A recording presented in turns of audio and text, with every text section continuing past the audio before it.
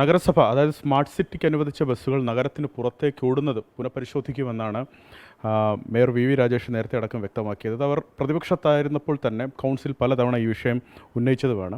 ഞാൻ മനസ്സിലാക്കുന്നത് 113 ബസ്സുകൾ സ്മാർട്ട് സിറ്റിക്ക് വേണ്ടി അനുവദിച്ചിട്ടുണ്ടെന്നാണ് മനസ്സിലാക്കുന്നത്. നഗരത്തിന് പുറത്ത് ഇപ്പോൾ എത്ര ബസ് ഓടുന്നുണ്ട്? നേരത്തെ തന്നെ ഇതിൽ BJP പ്രതിപക്ഷത്തിരുന്നപ്പോൾ തന്നെ വലിയ പ്രതിഷേധം നഗരസഭയിൽ ഉയർത്തിക്കൊണ്ടുവന്നൊരു വിഷയമാണ്.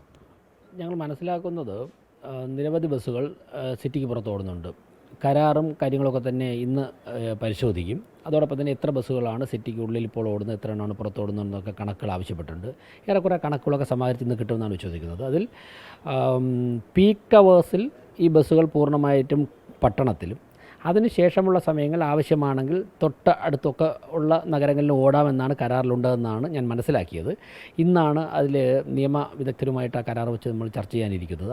അതോടൊപ്പം തന്നെ അതിലൊരു മോണിറ്ററിംഗ് കമ്മിറ്റി കോൺസ്റ്റിറ്റ്യൂട്ട് ചെയ്ത് മുന്നോട്ട് പോകേണ്ട ഈ കൃത്യമായ ഇടവേളകളിൽ സിറ്റിംഗ് നടത്തണം എന്നൊക്കെ ആ കരാറിലുണ്ട് എന്നാണ് ഇന്നലെ അറിയാൻ സാധിച്ചത്. അപ്പോൾ അങ്ങനെയുള്ള കാര്യം, അതോടൊപ്പം തന്നെ അതിൽ ഒരു വിഹിതം കോർപ്പറേഷൻ ലഭിക്കണമെന്നും അതിലുണ്ടെന്നാണ് ഉള്ളതാണ്.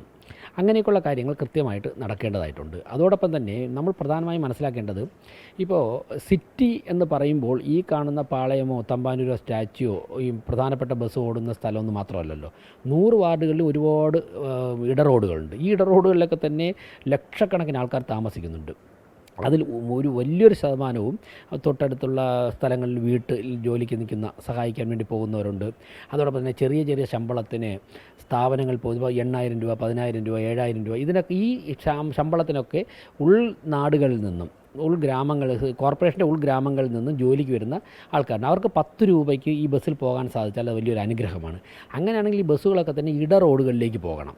അപ്പോൾ നമ്മൾ സിറ്റിയിൽ നിന്ന് ബസ്സുകൾ പരമാവധി പുറത്ത് പോകുമ്പോഴുള്ള പ്രശ്നം, ഇട റോഡുകളിലേക്ക് പോകാൻ വേണ്ടി വാഹനങ്ങൾ കിട്ടുന്നില്ല. മാത്രവുമല്ല, ദൂരേക്ക് യാത്രയ്ക്ക് വലിയ ബസ്സുകളാണ് സൗകര്യം. സിറ്റിക്കുള്ളിൽ ചെറിയ ബസ്സാണെന്നുണ്ടെങ്കിൽ ബ്ലോക്ക് നമുക്ക് ഒഴിവാക്കാൻ സാധിക്കും. ഏറ്റവും പ്രധാനമായിട്ട് അന്തരീക്ഷ മലിനീകരണം കുറയ്ക്കണമെങ്കിൽ പരമാവധി ഇലക്ട്രിക് ബസ്സുകൾ തന്നെ ടൗണിൽ ഓടേണ്ടതായിട്ടുണ്ട്. അത് കണ്ടെത്തി അത് പരിഹരിക്കപ്പെടുന്നതോടുകൂടി പ്രശ്നം അവസാനിക്കുമെന്നും നഗരത്തിലെ യാത്ര കൂടുതൽ മെച്ചപ്പെടുത്താൻ സാധിക്കുമെന്നും കുറഞ്ഞ ചിലവിൽ സാധാരണക്കാർക്ക് യാത്ര ചെയ്യാൻ സാധിക്കും. അതോടൊപ്പം തന്നെ കോർപ്പറേഷന് കുറച്ചുകൂടി വരുമാനവും വർദ്ധിക്കുമെന്നാണ് ഞാൻ മനസ്സിലാക്കുന്നത്. പിന്നെ ഈ ഇലക്ട്രിക് ബസ്സുകൾ ചെറിയ ബസ്സുകളാണ്. ഇത് വലിയ റൂട്ടിലൊക്കെ തന്നെ ഏറ്റവും മലയിലും കുന്നിലുമൊക്കെ തന്നെ കൂടുതൽ ഓടിക്കഴിഞ്ഞാൽ ഒരു പക്ഷേ അതിന് ഉണ്ടാകുന്ന കംപ്ലയിൻറ്റ് കൂടുതലായിരിക്കും. സിറ്റിക്കകത്താകുമ്പോഴേക്കും അത്രത്തോളം പ്രശ്നം വരികയില്ല. അതിൻ്റെ മെയിൻ്റനൻസ് കോസ്റ്റ് നമുക്ക് മാനേജ് ചെയ്യാൻ പറ്റും. ഇക്കാര്യങ്ങളൊക്കെ തന്നെ ആ മോണിറ്ററിംഗ് കമ്മിറ്റി അല്ലെങ്കിൽ അഡ്വൈസറി ബോർഡ് കൃത്യമായിട്ട് ചർച്ച ചെയ്ത് വിദഗ്ധരുടെ അഭിപ്രായം തേടി പ്രയോജനപ്പെടുത്തിയാൽ നമുക്ക് ഒരുപാട് കാലം ഇത് പ്രയോജനപ്പെടുത്താൻ സാധിക്കും. ഇത് സ്മാർട്ട് സിറ്റിയായിട്ട് ബന്ധപ്പെട്ട് കേന്ദ്ര ഗവൺമെൻറ്റിൻ്റെ കൂടി നല്ലൊരു വിഹിതമുള്ള പ്രോജക്റ്റാണിത്. ഞാൻ മനസ്സിലാക്കുന്ന ഒരു ത്രികക്ഷി കരാറാണ് KSRTC, സ്മാർട്ട് സിറ്റി ഒപ്പം കോർപ്പറേഷൻ. അപ്പോൾ ഇതുവരെ കോർപ്പറേഷൻ ഇതിൻ്റെ ലാഭവിഹിതമൊന്നും കിട്ടിയിട്ടില്ല. KSRTCക്ക് മാത്രമാണ് ഇത് പോയിക്കൊണ്ടിരിക്കുന്നത്. കണക്കുകൾ പരിശോധിക്കാനുള്ള നടപടി സ്വീകരിച്ചിട്ടുണ്ട്. ഇന്നലെ ഇപ്പോൾ ഉപരാഷ്ട്രപതി വന്നതുകൊണ്ട് ഉച്ചവരെ മാത്രമേ ഈ കാര്യങ്ങളിൽ ഓഫീസിൽ നിന്ന് ഇക്കാര്യങ്ങൾ പരിശോധിക്കാൻ സമയം കിട്ടിയിട്ടുള്ളൂ. ഉപരാഷ്ട്രപതി വന്നതുകൊണ്ട് തന്നെ ഇന്നലെ ഉച്ചശേഷം മുഴുവൻ അതിൻ്റെ കാര്യങ്ങളായിരുന്നു. ഇന്നിപ്പോൾ രാവിലെ ഉപരാഷ്ട്രപതിയുടെ പരിപാടിയിൽ പങ്കെടുക്കാൻ പോവുകയാണ്. അത് കഴിഞ്ഞ് വന്നതിന് ശേഷം ഈ കാര്യങ്ങൾ എത്രയും അടുത്ത ദിവസങ്ങളിൽ തന്നെ ഇത് പൂർണ്ണമായിട്ട് ഈ കാര്യങ്ങൾ നടപടിയിലേക്ക് നീങ്ങും. സ്മാർട്ട് സിറ്റി ബസ്സുകളുടെ കാര്യത്തിൽ ഗൗരവമായുള്ള ഇടപെടൽ ഈ ഭരണസഭ നടത്തുകയാണ്. സ്മാർട്ട് സിറ്റി ബസ്സുകളുടെ കാര്യത്തിൽ ഇപ്പോൾ ആരംഭിച്ചിട്ടുണ്ട്. സ്മാർട്ട് സിറ്റി പദ്ധതി നടപ്പിലാക്കിയതിലുള്ള എല്ലാ കാര്യങ്ങളും, കാരണം നമ്മൾ 1,000 കോടി രൂപ ചിലവാക്കുമ്പോഴേക്കും 1,000 കോടി രൂപ കാലങ്ങളോളം ഈ നഗരത്തിന് ഗുണപ്പെടണമല്ലോ. അപ്പോൾ അതിൽ നമ്മൾ ഇടപെടേണ്ട, അന്വേഷിക്കേണ്ട കാര്യങ്ങളൊക്കെ തന്നെ കൃത്യമായിട്ട് അന്വേഷിക്കും. അതിൽ ഏറ്റവും പെട്ടെന്ന് ചെയ്യണമെന്ന് തോന്നിയ ഒരു കാര്യം, അല്ലെങ്കിൽ ചെയ്യാൻ ഇടയായ ഒരു കാര്യം ഇപ്പോൾ ബസ്സിൻ്റെ കാര്യത്തിൽ പറഞ്ഞു എന്ന് മാത്രമേ ഉള്ളൂ. പിന്നെ കൺസ്ട്രക്ഷൻ്റെ കാര്യത്തിൽ ഡക്റ്റ് നിർമ്മാണത്തിനെ കുറിച്ചൊക്കെ നമ്മൾ പറഞ്ഞിരുന്നല്ലോ. പലയിടത്തും ഡക്റ്റ് മാൻഡേറ്ററി ആയിരുന്നു റോഡിൻ്റെ സൈഡിൽ. അവിടെ ഡക്റ്റ് നിർമ്മാണം പൂർണ്ണമായിട്ടും നടന്നിട്ടില്ല എന്നുണ്ടെങ്കിൽ അതിനെക്കുറിച്ചും ചില കാര്യങ്ങൾ പരിശോധിക്കേണ്ടതായിട്ടുണ്ട്. ഇതിൽ ഈ ബസ്സുകളുടെ കാര്യത്തിൽ ഇപ്പോൾ വകുപ്പ് മന്ത്രി ബന്ധപ്പെടുകയോ അത്ര ആലോചന ഉണ്ടോ? അല്ല, ഇപ്പോൾ അതിലേക്കൊന്ന് ഇപ്പോൾ കരാർ പൂർണ്ണമായും വായിച്ചു നോക്കി, അതിൻ്റെ നിയമവശങ്ങൾ പരിശോധിച്ചു നോക്കി, ആ കരാർ പാലിക്കുന്നുവെന്നിരിക്കട്ടെ. ആ കരാർ പാലിച്ചാണ് പോകുന്നതെങ്കിൽ പിന്നെ ഇടപെടേണ്ട ആവശ്യമില്ല. ഇപ്പോൾ കോർപ്പറേഷൻ ഷെയർ വരുന്നുണ്ട്, കരാറിൽ പറയുന്ന സ്ഥലത്ത് മാത്രമേ വാഹനങ്ങൾ ഓടുന്നുള്ളൂ, അതിൻ്റെ മെയിൻ്റനൻസ് ആരാണ് നോക്കുന്നത്, അതൊക്കെ കരാറിൽ പറയുന്നത് പോലെയാണ് നടക്കുന്നതെങ്കിൽ പിന്നെ അങ്ങനെ ഒരു ചർച്ചയുടെ ആവശ്യമില്ലല്ലോ. കരാർ ലംഘിച്ചിട്ടുണ്ടെങ്കിൽ ആവശ്യമായ ഘടകം, അത് KSRTC MD ആണെങ്കിൽ KSRTC MD, അല്ല മന്ത്രിയാണെങ്കിൽ മന്ത്രി, ആ തലങ്ങളിൽ ചർച്ച നടത്തും.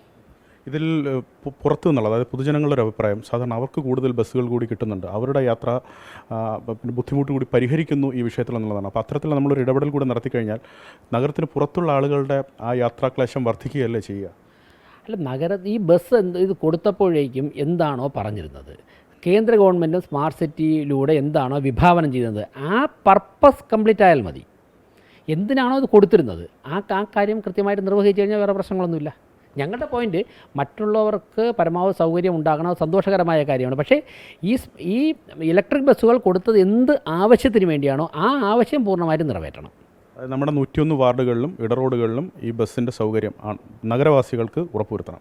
ബസ്സിൻ്റെ അവൈലബിലിറ്റി അനുസരിച്ച് ഏതൊക്കെ റൂട്ടിലാണ് ബസ് ആവശ്യം, അത് കൗൺസിലർമാർ 101 കൗൺസിലർമാരുമായിട്ട് നമുക്ക് ചർച്ച ചെയ്യേണ്ടതായിട്ടുണ്ട്. നമ്മുടെ ബസ്സിൻ്റെ ലഭ്യത അനുസരിച്ച് കൗൺസിലർമാർ ആവശ്യപ്പെടുന്നതനുസരിച്ച് കൗൺസിലർമാർ ജനങ്ങളുടെ ഭാഗത്ത്, ഇപ്പോൾ എൻ്റെ വാർഡ് കൊടുങ്ങാനൂർ വാർഡ്, അവിടെ ഓട്ടോ പിടിച്ച് ദിവസം 100 രൂപ 200 രൂപ ഓട്ടോറിക്ഷയ്ക്ക് കൊടുത്ത് ഇട റോഡുകളിൽ നിന്ന് മെയിൻ റോഡിലേക്ക് വരാൻ വേണ്ടി നിവൃത്തിയുള്ള ആൾക്കാരല്ല, പട്ടിണി പാവങ്ങളാണ്.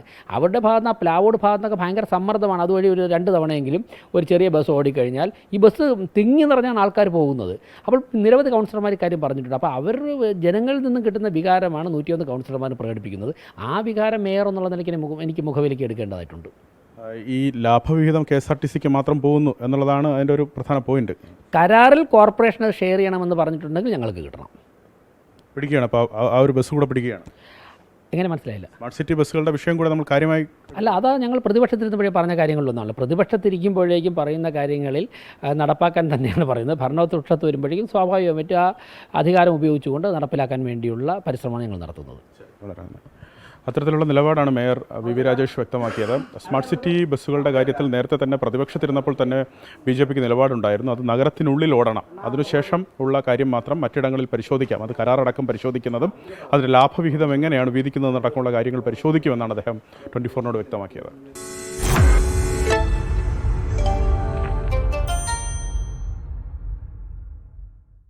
ലോകത്തെവിടെയായാലും ഏത് സമയത്തും 24 വാർത്തകളും ഓഗ്മെന്റഡ് റിയാലിറ്റി പാക്കേജുകളും എക്സ്പ്ലെയിനറുകളും വിശദമായി കാണാൻ ഞങ്ങളുടെ YouTube ചാനൽ നിങ്ങൾക്ക് സബ്സ്ക്രൈബ് ചെയ്യാം.